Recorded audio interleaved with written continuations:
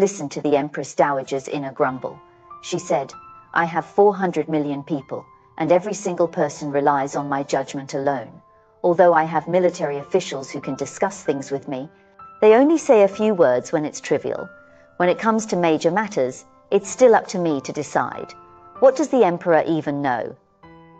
This actually shows us some issues with the imperial system.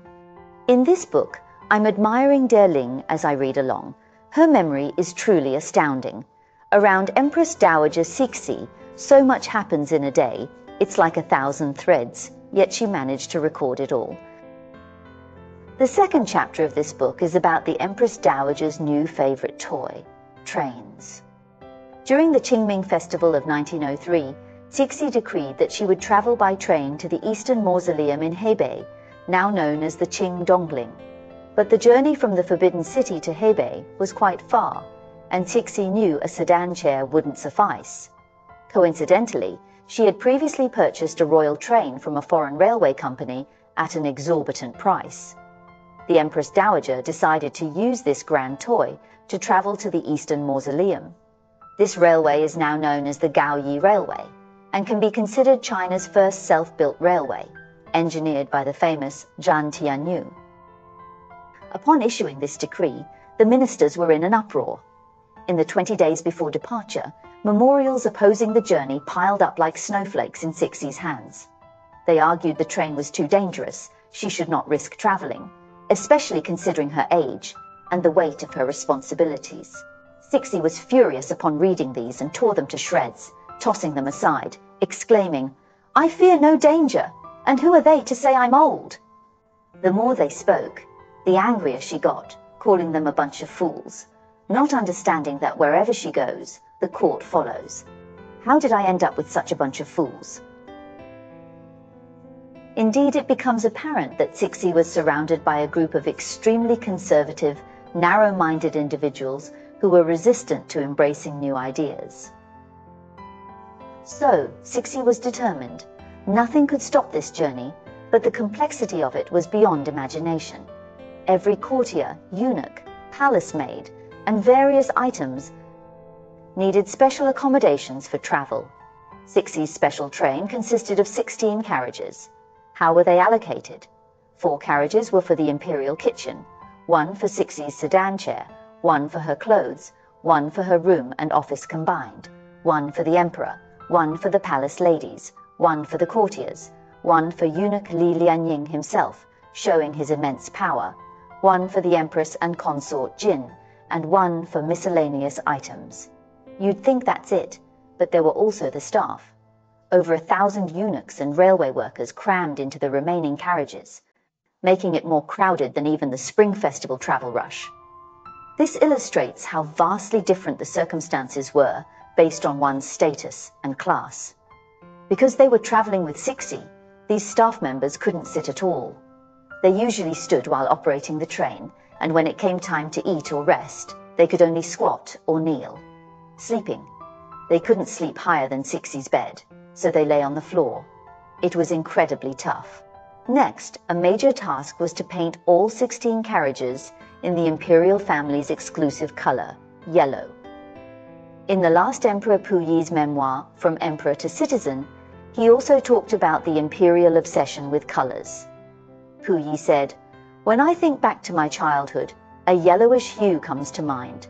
The glazed roof tiles were yellow, sedan chairs were yellow, chair cushions were yellow, clothes and hats linings, waistbands, porcelain bowls and plates for eating and drinking, rice pots, cotton covers, book wrappers, all were yellow." That was the imperial obsession, so regardless of the train's original color, they repainted it all yellow. On the day of departure, from the Forbidden City to Yongdingmen Station, the road was also covered in yellow sand. As we mentioned earlier, whenever Cixi traveled, the road had to be covered in yellow sand. The sand had to be wetted beforehand to prevent dust from flying. The sedan bearers first carried Cixi in a sedan chair straight to the train station, where a train painted entirely in golden yellow awaited. The carriages were adorned with gilded dragons, and inside were parlors, lounges, dining halls, and bathing facilities, all equipped with tiled carpets, even electric lights, bells, and fans. Cixi was about to depart, and the bizarre rules were too unforgettable. For instance, once the Empress Dowager's train departed, no other vehicles were allowed to travel anywhere she passed. This was called road monopolization. Regardless of where Cixi planned to visit, she had to be the first to enter. The departure became an unforgettable scene, a long line of dazzling imperial train cars, already ignited, emitting black smoke from the chimneys, steam packed in the boilers, yet not a single person on board. What about the workers? They were all ordered off, taken somewhere out of Cixi's sight, kneeling in a line. Finally, Cixi boarded, settling firmly into her carriage. Only then did the bearers and drivers straighten up and hurry back to work. There was another rule in the palace. Women couldn't be attended to by men, so Cixi could only have eunuchs around her. She wanted to replace all the drivers with eunuchs, but within a short time, the palace eunuchs couldn't learn to drive a train. What to do? Cixi compromised, keeping the original train drivers, but requiring them all to dress in eunuch attire. So Ling saw all the workers responsible for driving and stoking the train, dressed in small umbrella hats, feet in black satin boots, draped in brightly colored brocade robes. They sweated profusely by the coal piles, a true surrealistic scene. Normally taking the train during that era, Beijing to Fengtian could be done in just 1 day and night, but this royal train took a full 3 days and nights. Why so slow? Firstly, Cixi demanded that her permission be obtained beforehand for the train to move forward, backward, or stop. Also, no whistling was allowed along the way, neither entering nor exiting stations, to avoid startling the imperial journey, and no other noises were allowed at the stations. So, how do you stop a train without whistling? How do they get the signal to stop? It led to a funny scene. Every time they needed to stop, the driver would send someone to jump off the locomotive and run to inform the worker in charge of the brakes, getting ready to stop. The worker would then jump off and run to the rear carriage with the handbrake, carefully bringing the train to a halt. This meant the royal train couldn't go too fast. How would these workers manage otherwise?